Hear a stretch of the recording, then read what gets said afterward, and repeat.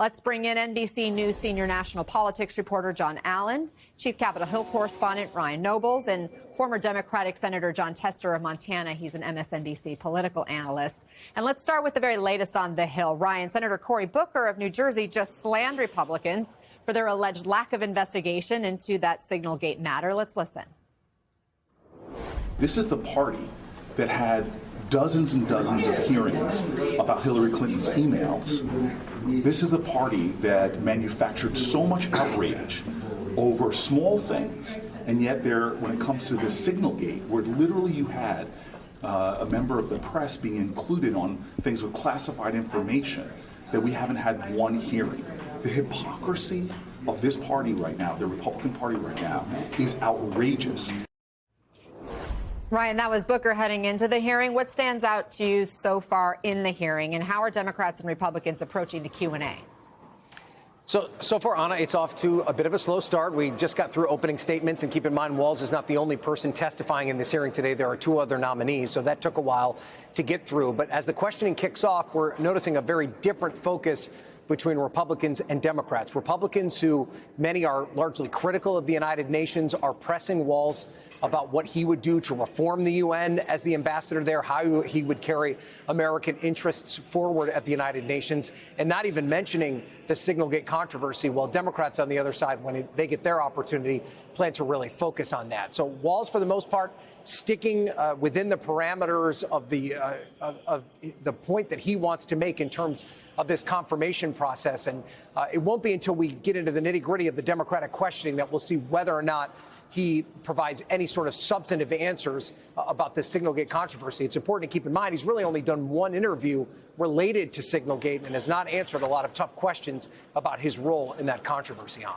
That's right. And he was ousted as the national security advisor after that controversy. John, the White House has framed this nomination as a promotion, but we know the UN ambassador gets a lot less face time with the president than the national security advisor. So what's the thinking in the West Wing today? Like a lot of employers will say that someone's getting a promotion when they're getting a demotion. I don't think that's any different here with the White House. I think they would like to see Mike Waltz confirmed with as little fanfare, with as little fire as possible. His job today is to basically not make news.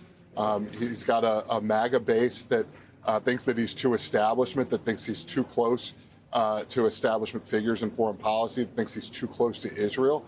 He's got a Democratic Party attacking him from the other side that thinks that he's too MAGA, and certainly going to make the argument today in their questions, a pointed argument in their questions that what went on in that Signal chat, not only with Mike Waltz, but with Pete Hegseth and others, was something that the Republicans would have treated as, a national security threat, if not, traitorous, had that happened under a Democratic administration. Senator Tester, you have a few bombastic personalities on this committee, to say the least. Who and what are you watching out for today? Well, I think what I hope happens during this confirmation process is that people from both parties treat it the same way. In other words, what I'm saying, whether it's a Republican in the White House or a Democrat in the White House, they should be asking the same questions, holding people accountable. Look, on the positive side of the ledger, Mike Waltz, he admitted that he screwed up, and he did screw up, and it was a big-time screw-up. Hegseth and Rubio didn't do any of that. They walked.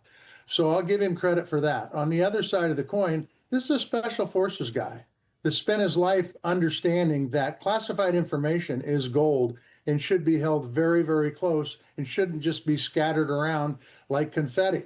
And so consequently, I hope that the Republicans and the Democrats hold him accountable, because this was a big, big, big screw up. And this country can't afford those kind of screw ups with positions that are important, like the UN ambassador. I mean, you would expect secrets to stay secret. Do you think Republicans will hold him accountable? Well, they haven't so far. It'd be nice to see them do that. I think they absolutely would. If there was a Democratic president, they would be holding him very accountable. And by the way, I would hope to think that Democrats would do the same thing if it was a Democratic president. I believe they would.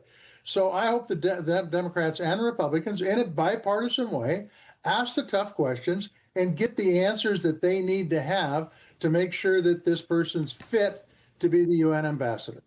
Ryan, I understand Waltz has been courting senators on the Hill this past week. Have we learned anything about any of those conversations?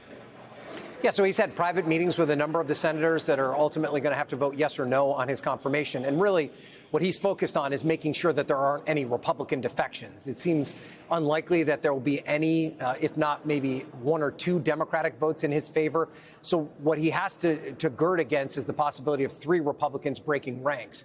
Right now, there doesn't appear to be any signs that it's heading in that direction, barring a disastrous performance in this hearing today. Republicans in the Senate, even those that have clashed with President Trump in the past, have been willing to give him the nominees that he is looking for to fill out positions in his administration, even the most controversial nominees to positions in his administration. And so while Waltz does have some controversy connected to him as a result of this Signalgate, prior to Signalgate, he was pretty well respected by both Republicans and Democrats as a member of Congress in the House. And so this really is make or break for him today.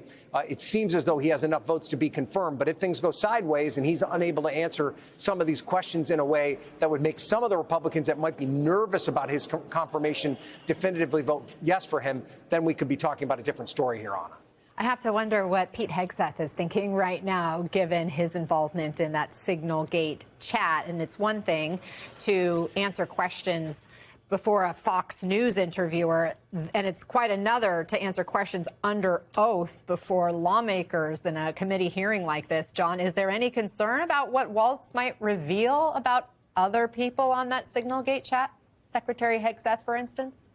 I mean, absolutely. Anytime there's a congressional hearing, there's a chance that information will be revealed. Information will be revealed to the public that hasn't had before. Mike Waltz is a professional. He's been doing politics for a long time. Obviously, the Signalgate was not a good example of him conducting himself professionally. But I think if you're here at the White House, your hope is that he doesn't reveal anything particularly damaging. And if you're the Democrats, you're hoping to ask him the question that produces an honest, under oath answer that is damaging to other people in the Trump administration. So we'll have to watch that as it unfolds today. And we do have our producers listening in and watching. We'll bring those highlights as they pop. But Senator Tester, for those of us who may not be super familiar with the work of an ambassador to the UN, just how crucial is this role and how important is it for the ambassador and the president to be in lockstep?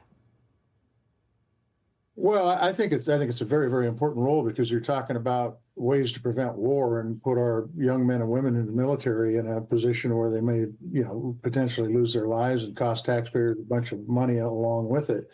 So I think it's very, very important. I think another series of questions, by the way, over and above Signalgate is, do you believe in the UN? Do you believe it's an